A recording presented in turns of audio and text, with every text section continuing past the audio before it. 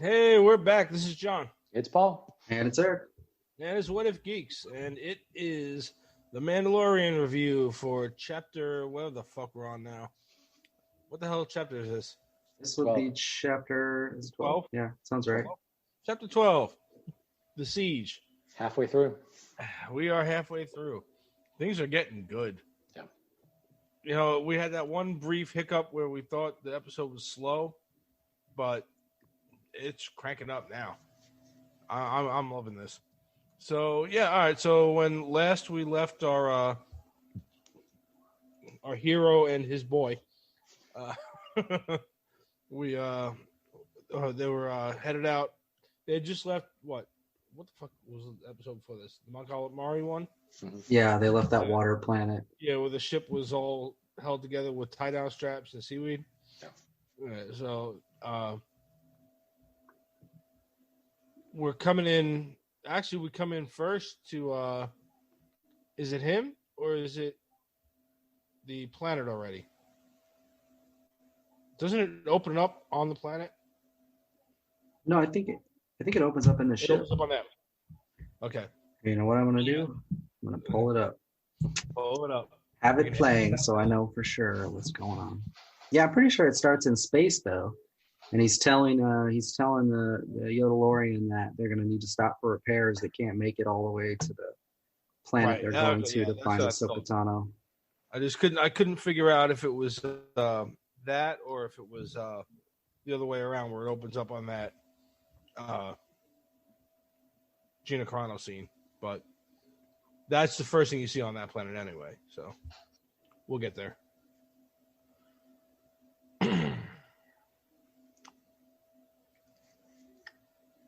Sorry, I'm pulling it up, so I got a reference. Good. We know it takes you a while to pull it. Okay. It's up. That's what she said. She said, "Damn it, Paul." Yeah, it actually. Oh, that's still a cut from the old. There we go. Yes, it does start in space. Okay. All right, and cut. So we start off with Mando and the kid in space. The ship ain't gonna make it anywhere. He's on a mission to go find Ahsoka Tano after talking to Bo-Katan, right? Yeah. So he's like, we ain't gonna make this shit. So he decides he's gonna go to the planet Navarro and go see Grief Karga and Cara Dune and ask for their help. Yeah, he tries to get the kid to fix the ship first. He climbs in that little hole. Yes, there's that. And he's like, red wire, blue wire. Put the red wire where the blue wire was. Yeah. Put the blue with it. Don't touch them, and of course. Yeah. Yeah. Now, I'm going to take back what I said the last episode we were talking. When I said, if they keep pinging on this kid for cuteness, it's going to get old real fast. They changed what they were doing with the kid just enough to where I'm like, okay, yeah, I'm back in with this kid being in a lot of scenes, you know? Because I was really, like, getting just tired of him doing silly little baby shit and, you know, nothing. But him being in there and, like, trying to sit there, like, looking like this one, yeah. All right, now put the other one. No. God damn it. Yeah. Don't touch them together. No. Yeah, and then right after that smoke, though, I would have tapped out. Yeah. Then you're going overboard. Like they know how to camp it just enough, so it's it's just campy enough. Yeah, I think that's Eric. Well, I was just gonna say I noticed something right after that scene. They're down on the bottom of the ship having soup together, and every time Din the Mando takes a drink, he pops his helmet off, and it fucking makes that sound like it's air sealed. Which pisses me off because he was drowning last episode. Right. Is the thing sealed or not? Is it not? It's not watertight. Is that what it is? It's airtight, but not watertight. I don't get it. But now that scene, I think, is key to leaning toward him opening up to the fact that there are other sects of Mandalorian. Careful. But you're saying there's Womandalorians? Yeah. Mandalorians. The Mandalorians. Zetalorians. Oh shit! Here we go. The sponsor's got again. Don't open that can of worms. No, so yeah, just where he's not quite taking the helmet off, he's just lifting a little bit to drink his soup or whatever. But you're getting closer to another, I guess, a little bit more proof that I kind of fished out the idea that maybe all that talk about Pedro Pascal leaving because he wanted more FaceTime might have been bullshit. Yeah, I don't know. I mean, I bet he did, but I bet it was blown up by the internet a lot more than what it was. Now that I'm watching this season play out, because I think he's gonna get what he wants, because the Mandalorians, except for his sect, don't do that. So I think he's gonna get what he wants anyway. So I think maybe, I don't know, could it have been he did want that and he did have this disagreement with Favreau, and Favreau was like, go ahead and go walk. And then when he came back and cooled off, Favreau was like, yeah, dummy, here. Because they film all this shit out of sequence, you know? And he's like, maybe then he finally explains to him, like, look, this is the story arc. This is part of the story arc. Yes, you're going to get time. Just calm the fuck down, you know? Which, regardless, I mean, you'd be throw away. Are you saying people on the internet take a kernel of something and blow it out of proportion? What? No, God, no. Don't say that. That can't be true. No. The Earth is flat too, by the way. Yeah, clearly. So yeah, I don't know. I'm thinking that story was way blown out of proportion, or it was not conveyed the right way. So I'm thinking, it did happen, but not quite that way. Maybe more along the lines of what I was just saying, where Favreau was like, "Look, here's the fucking story arc, dummy. You're gonna get there. You just have to get there." And again, to throw an opportunity like this away, I mean, think about this too. Before we get further into the episode, everyone knows your name is attached. You're the Mandalorian, right? They're not thinking of the stunt guys. I mean, they know the stunt guys are there, right? But they're saying Pedro Pascal is the Mandalorian, right? You are the star, outside of an animatronic, of the most popular fucking show in probably a decade. I mean, forget Game of Thrones. I mean, Game of Thrones was big. All that shit was big. Mandalorian is crazy big. Crazy. So, I really do think that was a lot of bullshit. So, okay, moving on. Sorry. I didn't let Captain Tangent take a tangent. I just ran away with that shit. No, it's okay. Idle fucker. So I think you might have mentioned it before, but we get that Cara Dune scene next before he lands on the planet. It appears that looked to me like the Mandalorian's the armorer's room. I'm pretty sure that's what that room was. I thought, which one? So they go back to the Navarro planet, and those aqualish, whatever the hell they're called, I think aqualish creatures are there. Oh, you think Rob from A New Hope? One of them gets their arm cut off in the bar scene. Those things, and they're trying to eat some weird ass looking, kind of poorly done animatronic creature, weasel. I don't know what the hell the thing is. It was like a fucked up ferret. But I'm pretty sure that they're in the armorer's room in that scene. I feel like the forge is in the background of the picture. And in fact, if I just fast forward a second, I can probably tell. Yeah, it sure looks like it. There's a big round furnace thing in the background. Huh. Okay, I didn't catch that. But anyway, so Cara Dune busts in there because they're robbing shit they have no business touching, I guess, even though there's no one there to claim it. So she just fucks them up, basically. I mean, and she's got to throw in her a little bit of her MMA in this. And, yeah. Oh, I'm not going with a gun to start. No. We're going to fist fight these motherfuckers. I'm going to judo them. Oh, yeah. Yeah, and she whips her ass. And I know I said it before we started recording officially, but what the fuck? Jesus, Gina Carano. Looks like, maybe the Mandalorian money has been a little bit good to her. She's just, I don't know. She's a little thicker than last time. She's still, fuck it, she's Gina Carano. She's gorgeous. But she's a little bit bigger than she was last season. and like you can see it immediately as soon as she's on screen.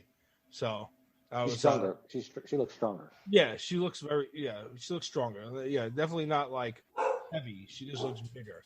So she's been working out, and COVID, she got nothing to do with her time off except for raking the Mando dollars, and like I said earlier, drink the tears of the internet because they're all trying to come after her. She didn't give a fuck. So yeah, it looks good, and she's the marshal now. She's the marshal. Law. Yeah. Which actually, Karga said that last season, right? Well, I think he asked her to stay on in that capacity. Yeah. Yeah, he asked her to stay on. Basically, it's like, I can use a marshal or something to that effect. He said, I think he actually uses the word marshal, but he said basically like he's going to try to restore Navarro to a prosperous town, which I saw on the internet somebody complaining about how quick he flipped. Like, he was just like running a bounty hunter guild and this and that, whatever.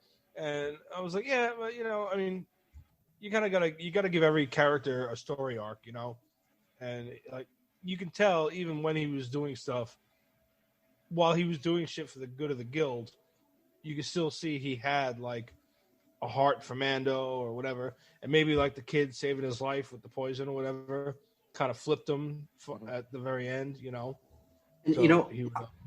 I don't know how much time has passed, but I think intentionally aged the fuck out of him because he didn't have gray beard or anything in season 1, and now his whole beard is like white pretty much, or at least salt and peppered, but heavily on the salt side. Very. But before it was all black. Like I don't. Yeah. So how long has passed at this point? I mean, they haven't given us any good time indicators. We only know from StarWars.com and some other stuff that this started in 9 ABY, but then we don't really know how much time has passed. Well, I thought things are going on. I thought Pell, whatever the hell her name was, Amy Sedaris character. I thought she said something about a couple of months or a few months had passed. Is that it? Yeah, it's weird. I mean, I don't understand how he went all gray unless it's been like a year or something. But he's had a 2020. He's had a whole year. That's true. And he definitely has had a 2020. Restructuring was entire planet. Worse than in 2020. Bringing prosperity back to a planet. Not easy. So, make Navarro great again. Sorry. So where were we? Oh yeah. So Mando lands on the planet. His ship is still broke as fuck. The landing thing. What was it called? The hatch. The hatch. I don't know what it is. Yeah. The ramp. The ramp only goes halfway down. He has to like jump off of it. I love that. Grief Karg is like, I'm gonna put my 2 best guys on it. He just randomly calls at 2 dudes that are right off to the side. Yeah. Hey, fix this thing up. Like, are those your best guys or your only guys? Or are you just bullshitting him? Yeah. Now, when he did that little alien-looking dude, did you pick up on it immediately? We'll save the rest of it for later, but like. They do pan back to him as he's watching them. Did you catch that? No, I don't think so. I didn't either. Yeah. He's sitting there, he looks at him, and like it's no longer than like a second, maybe 2 seconds. They hold on him, and he looks at him, and he makes like a little hiss sound kind of thing, like a snake. And then it cuts back to them. So that we'll find out more about that later. Or at least that dude. So yeah, so they're put on the ship to repair it. Good as new. That's what he tells them. Good as new. Good as new, yeah. And which thank God, because Jesus. I was kind of hoping he'd get another ship temporarily, like the Ghost or something. But Yeah, me too. But I mean, when you build an episode, when you build a show like this, I had that gut feeling like they're not going to get rid of the Razor Crest. Yeah. They spent too long trying to figure out how can we make a cool enough ship for a bounty hunter to fly around in for season after season. They ain't getting rid of that thing. So they give him a little tour of the town, and eventually they go to what used to be the cantina where they met to do the bounty transactions, and it is now a school, apparently. And there's got to be like 20 plus kids in that thing. Yeah, they're teaching the student ratio is not good. It's a crowded classroom. It reminds me of New York. And there's a protocol droid up in the front, so you get a little a C-3PO Easter egg nod there. Not that it's C-3PO. I think it has a female voice, if I remember right. It does, yeah. But a protocol droid anyway up at the front teaching maps or something random like that. Yeah, and they somehow convince him to leave Baby Yoda there, even though you can't get the guy to give Baby Yoda up at any point except when he's got a mission to do. Yeah, then he's like, who can babysit this fucking kid? I'll leave him in the ship. It's fine. Yeah, it's usually like he goes where I go, except when we have a mission, and then I'll do it with anybody. Or with nobody. I'll put him. Lady. Yeah. I'll put him in the fucking closet on the ship. Yeah. I'll stash him here in this classroom so he can swipe this other kid's macarons. He goes where I go, except never. Yeah. Except when I'm busy. So I think I finally found a parent in the galaxy worse than me. They tell him they got a mission for him. He's got to leave the Yodelorian behind, and he is, I guess, hesitating. But then she's like, "You'll be fine here. Trust me. You know, we're in the green zone or some shit." And then that's when we get the little scene with Baby Yoda. The kid's eating blue macarons, and Yoda wants the Yodelorian wants one, and the kid's like, "Fuck you!" And then he just steals them. Yeah, the kid's becoming a thief. Steals them and eats them. And he's like, "What is?" He's being raised by a bounty hunter. He's raised. So, but yeah, he's does a quick little force grab, and the kid looks down, and his fucking cookies are gone. Yeah, Uncle Grief Karga, you know, sort of a gangster, and he's being raised in not a great environment. No. You know, and they're really upsetting the internet with these little tiny things. Like he eats the egg, and it's like, "Oh my God, Baby Yoda has committed genocide of the last of this species," right. And now he's stealing macarons, and people are blowing up about that. Oh, little fucking thief! Hashtag stop the bullying. Jesus. Oh my God. There's going to be a PSA in The Mandalorian next. So I saw the little macarons, whatever the fuck you call them. And I just looked at Heather and I was like, did they just straight up throw like macarons in there? And she was like, yeah. No modification. No, yeah. You, not at all. It was just exactly what they are. So I'm other like, than the weird color, like I had some color like that at a wedding I went to. Well, yeah, because like Heather loves those things. Macarons are great. You can get all. Oh yeah, no, I mean, yeah, they're wonderful. I love them too. You can tell I don't turn down food much, but they have random, like it might be a blueberry flavor or some shit like that, but that are that blue color, right? Yeah. You know damn well they just went over to like Magic Kingdom and dragged a whole bunch of those over to Galaxy's Edge and was like, put them in the fucking process. That's it. Yeah. So sorry, I threw us off again. Yeah, no worries. So I was thinking of marketing. You know how easy that was. Mando and Kara and Grief Karga head back to I don't know what the hell that is, Town Hall, I guess. And the Blue Mythrol is in there, played by Horatio Sands. He's apparently now owes some sort of life debt to Grief Karga. He owes him, I forget what he says, 250 years or some shit like that. Yeah. It's like he has a literal slave at this point, which is really fucked up. Those macarons are from Williams Sonoma, and a 12-pack will cost you $50. See? Well, not if you're Baby Yoda, they don't cost you shit. He just jacked them. $50 or a force pull. Yeah. Think I know what I'm practicing after this episode. So Kara gives them the brief on what they need to do. There's a secret Imperial base buried in a lava flow somewhere, and they got to go invade it and get rid of the remnants of the Imperials that are still there. Interesting throwback, but way back, I think it was episode 5. They're coming in. Mando's coming into Tatooine for the first time, and the bay number they give was sort of random. It was like 350 or whatever, and I'm like, oh, that's something familiar, and it turned out to be from a thing for the Star Wars RPG, like supplemental adventure or whatever. You remember talking about that? Where Boba Fett has to like raid a secret Imperial base all by himself or something. I wonder if they're still not borrowing little things from that. Although, this could have come from anywhere. It's just raiding a base. But no, I'm sure they are borrowing plenty of things. We'll get into that later. There's definitely a lot of Legends borrowing happening in this show, for sure. But in any case, so they head over there. They got to break into this place. Mando's got a jetpack now, and thank God they actually pay attention to this a little bit. I know he was drowning in the water thing, and that's going to make me mad for a long time. But, it's like, oh, we got to somehow get in here. And he's like, yeah, I got a jetpack. Hold on. like they didn't make a thing out of it, It was just like, whatever, get him in here. And Stormtrooper comes plummeting down to yeah. Yep. And then the thing that made me laugh about this too is like Mithril wants to stay behind in the speeder or even leave, and Kara says to him, "Well, if you lava." Yeah. She says, Kara says to him, like, if you stay here with the thing, you're going to get eaten by a lava flow or whatever. Why the fuck are you leaving the speeder there then? If lava literally comes down that cavern, why are you leaving the speeder there?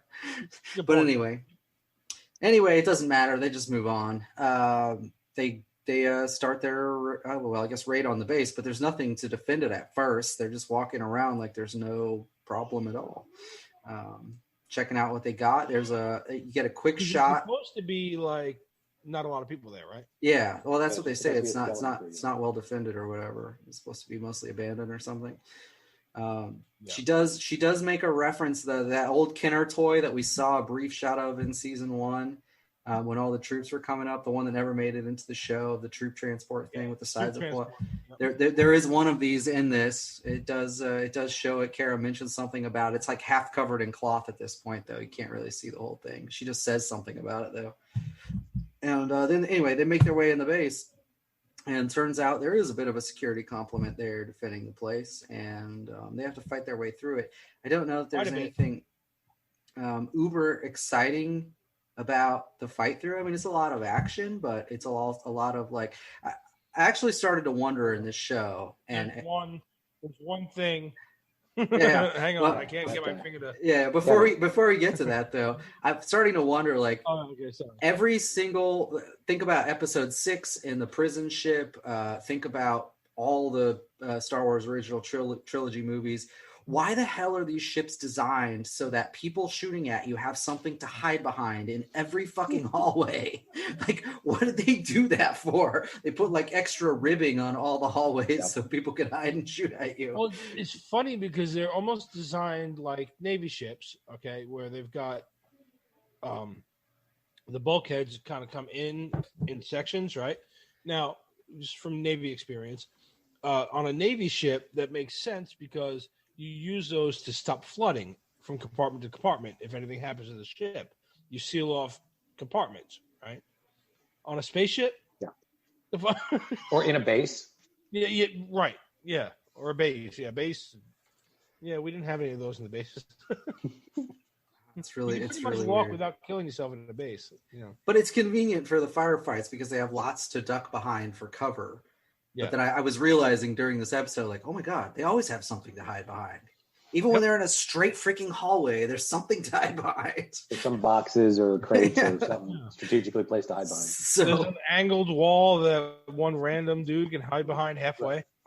So their goal in this, though, and before they ever even really run in, there's a control room they get into first. There's some guards looking at the camera feeds. They take them out right away. They don't actually have any resistance, and then they get to this room where the geothermal power supply is. And their whole point was to try to blow that thing up, right?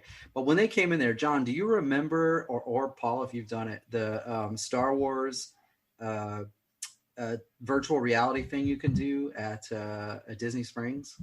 Yeah. Where you're at like a secret Imperial base, and you walk outside at one point, and there's lava down below you.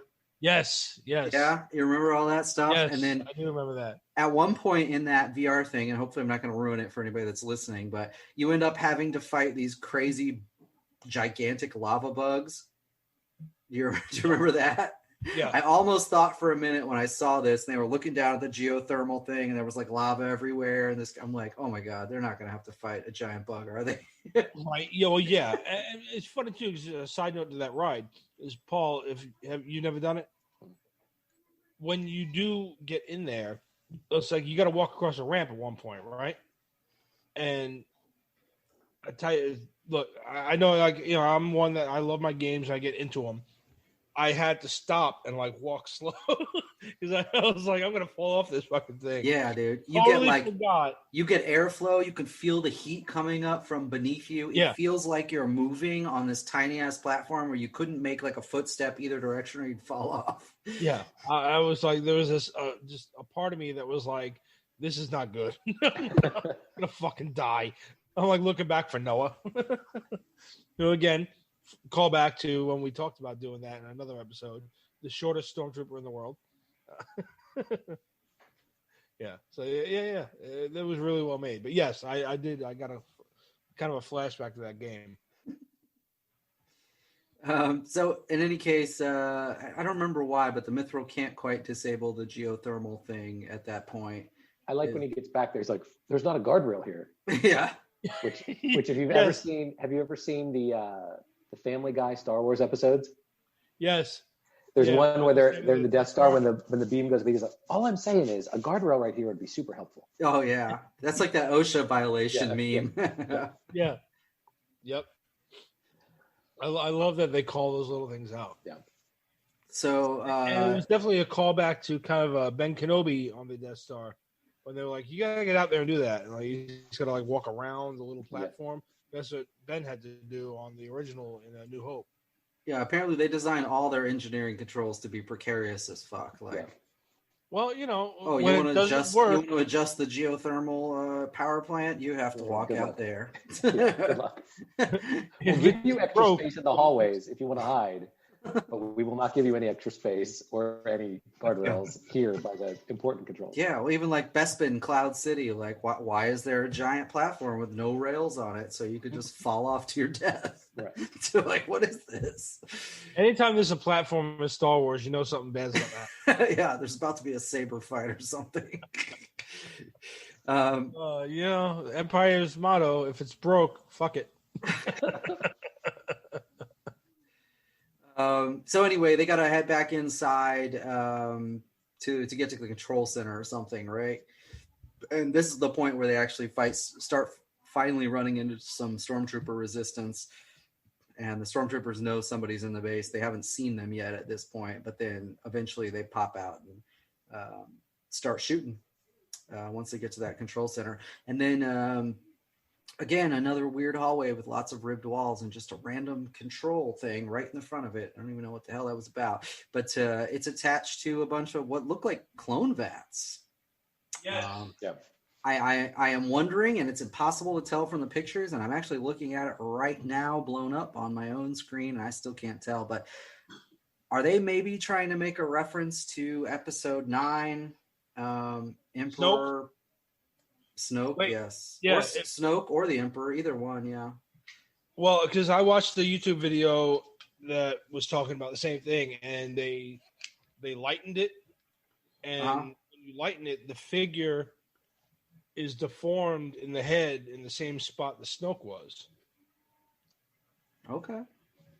In any case, there are vats of somethings in this facility. And then there's a message on the holo, what the hell is it called? Holo communicator? Sure. Holla. Yeah. There's a message on there from Dr. Pershing, who we saw back in season 1. He was the one experimenting on the Yodalorian. They definitely recognize this as that he had the clone, Camino clone. That's right. Yeah, the Camino clone. Yep, you're right. The guys that made the clone army in was that episode 2 of the movies? Yeah. So we debated on whether or not he was trying to clone Yodalorian. So I think that's what they're all leading to. I thought that's what it was. I didn't freeze frame it or do any of that stuff. That's just was my assumption. And so they get a message from Dr. Pershing there that the Mithril's able to pull up, and he's talking to Moff Gideon. Yeah, and he's saying something about the subject and not able to draw much blood because he's so small. And he's saying how the M count is so high, which I assume is a reference to midichlorians from the prequel series. It's got to be, because another thing he says too is that the transfer didn't take. They had hope for a fortnight, and then it all basically went to shit. And it looks like they're trying to transfer the kid's blood into whatever these creatures are, which goes into something else in either the episode, movies, or some legend shit we can get into in a second. Yeah, either way. So I guess we can talk about it now. But, well, I mean, the only thing we learn here that's important from the message is Mando says, well, this must be an old message because Moff Gideon's dead. And Mithril says, no, it was sent like 3 days ago. Like, oh, fuck. Okay, so, yeah. So, I mean, going back to this, so there's a lot of options here. I mean, the Empire has essentially a clone army anyway. They're certainly familiar with the cloning. We've got the clone emblems on a lot of these guys, right? So they could absolutely be trying to make like force sensitive or force powered clones for their own Imperial army. Which goes back to something in Legends, which one of the games had like, I forget what they were called, like Dark Troopers or some shit like that. But they were lightsaber wielding stormtroopers. And they had some force abilities, and that's exactly how they did that. So there is another option here that we can consider, and that's that we know what happens in episode 7, 8, 9 in the movies. We know that the Emperor didn't die. Spoiler alert, if you haven't seen the movies, sorry guys, but we know that the Emperor doesn't die, that he is in fact alive, and that they use clone bodies to try to keep him going. So they could be trying to build him that perfect clone body right now. And we see things in this episode, but even more so in the next one, which I will try not to spoil here. But it's like "Long Live the Empire" is like a theme. Like these guys have known the whole time. They keep it going. And so, do they know about the Emperor? Do they know he's alive? Do they know where he's at? Is this all part of a plan to build him back up and get him where he was in episode 9?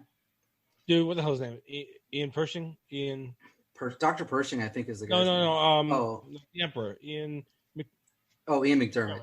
Ian McDermott. Sorry, I'm Pershing. Fuck. Ian McDermott. If he shows up in this fucking series, I'm gonna shit. But I mean, it could be any of those things. I would probably lean toward maybe them making Snoke. I don't know why. I've got issues with the Snoke theory, and we can like. Well, yeah, and you have to take that further because the Emperor says, again, spoiler alert, sorry guys, I am Snoke. He says that in episode 9. So he knew about Snoke. He controlled Snoke. Whatever the impetus is. Whatever Snoke was. Yeah, exactly.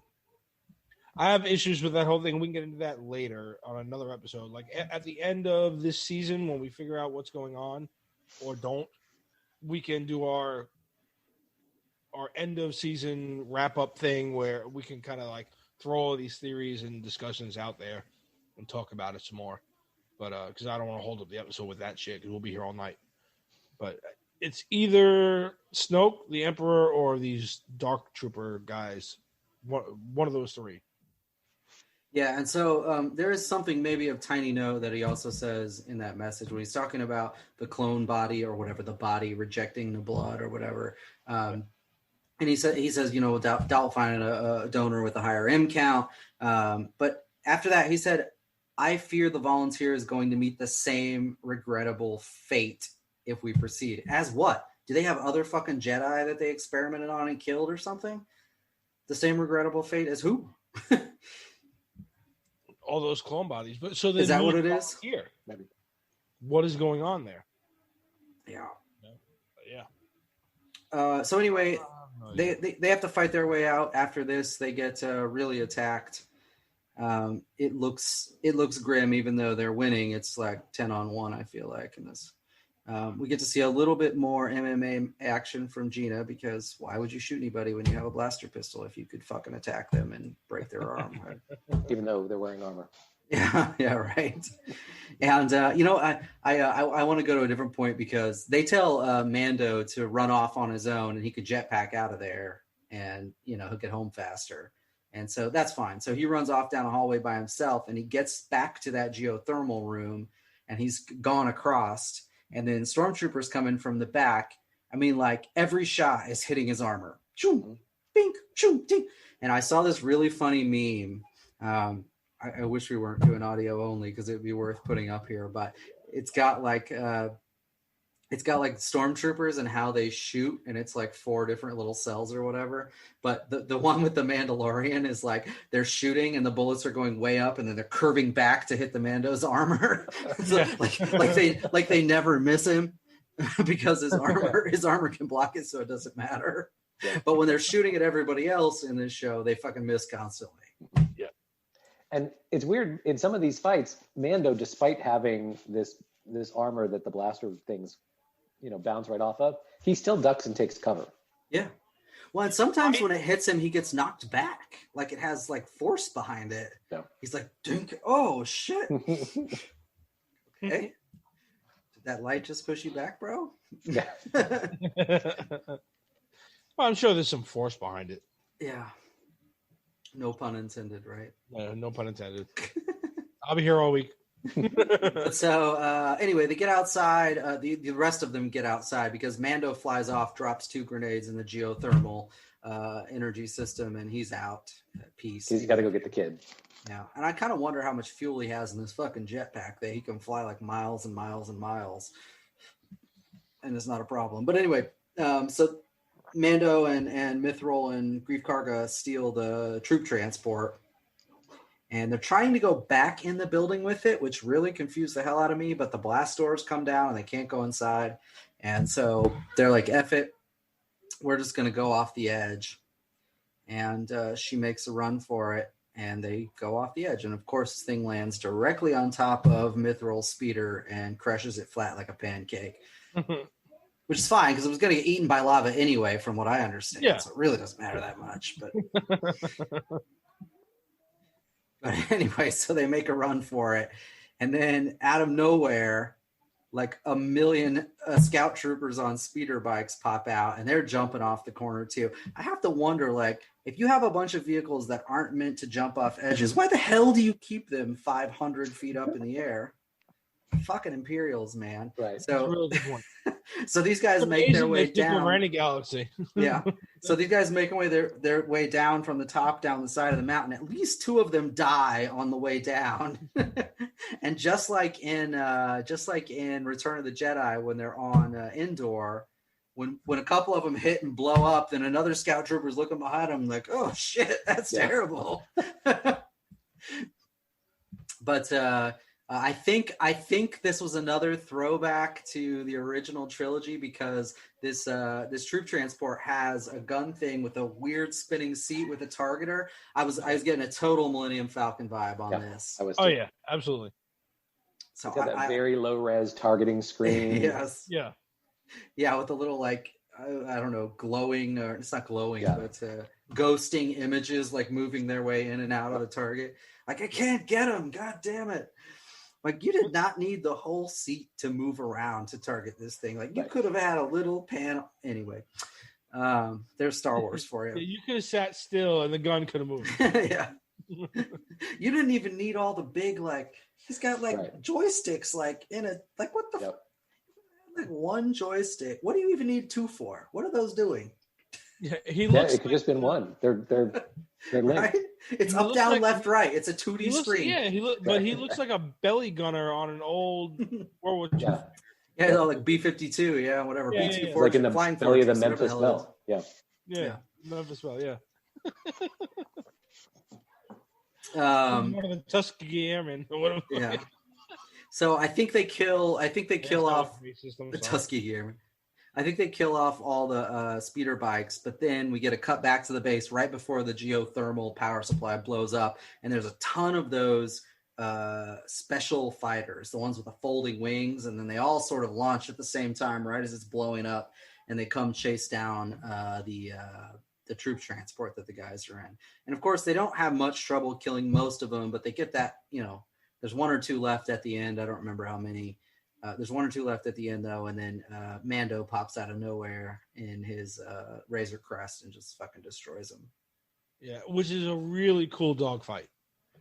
Like he does that little spinny maneuver. Yeah. And Grief Karga's got the old school binos on him, like from New Hope. Yep. Like you can't see where the shit in those things are all blue and grainy. Yeah. But he comes flying out of nowhere and takes him out. It was really cool. He goes up and does the stall, right, and comes back down, and gets behind him. And then Baby Yoda the whole time, like it's a roller coaster. Yeah. He's like, and he's got the package of fucking macarons in his hand too. And then he barfs. Yes, and then he barfs bright blue. Sorry.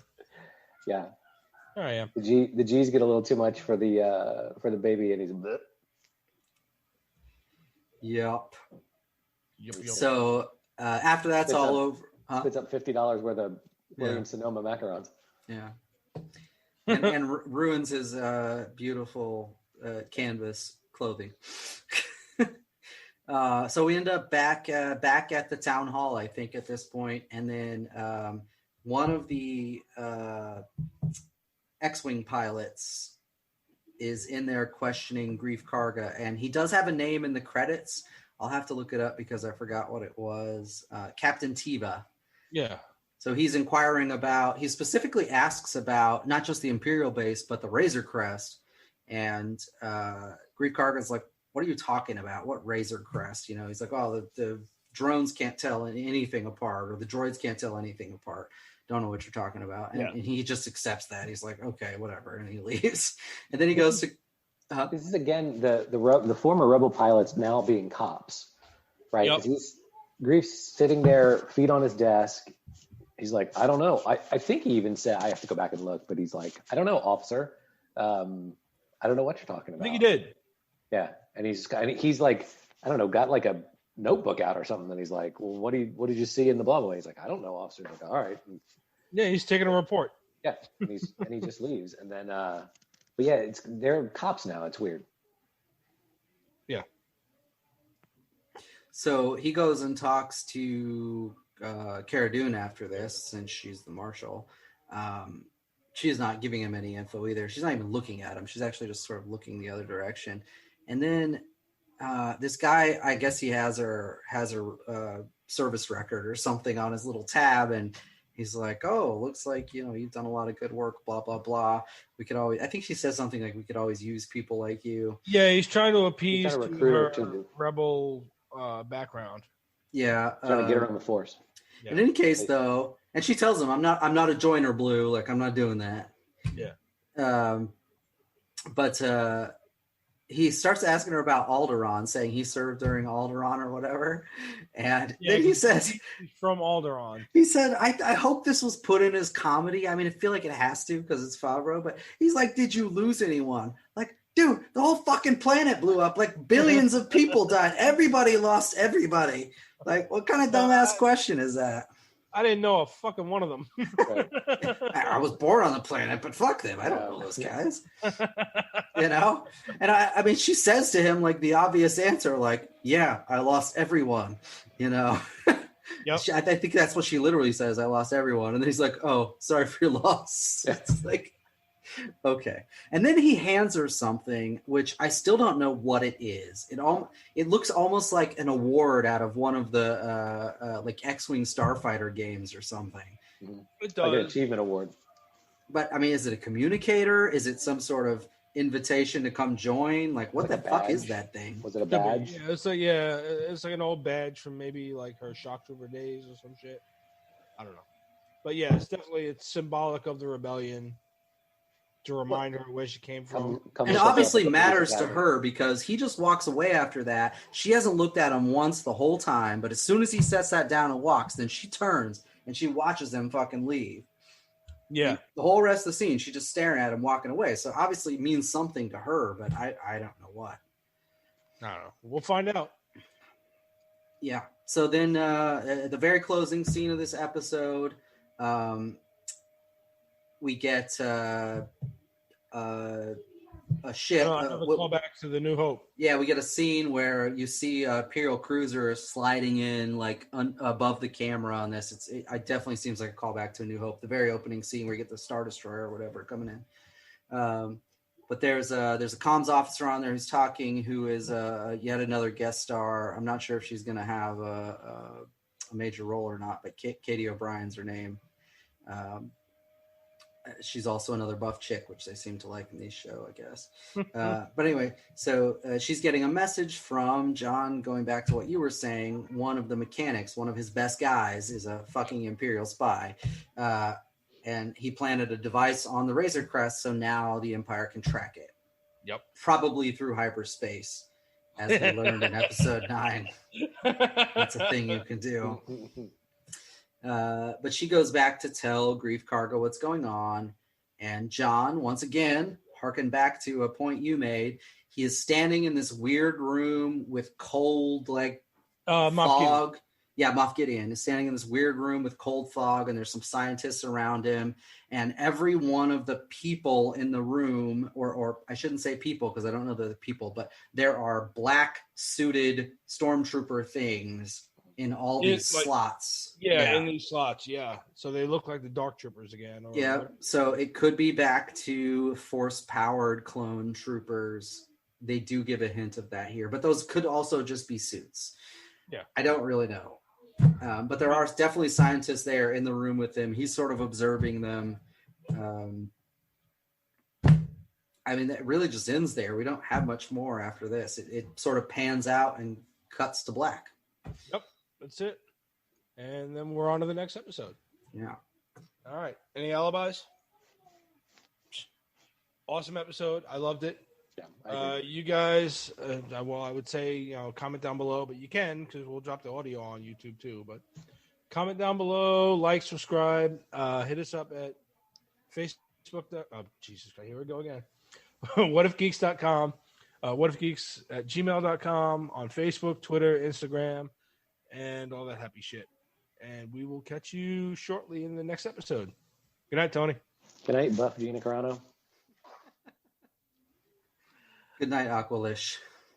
Forever.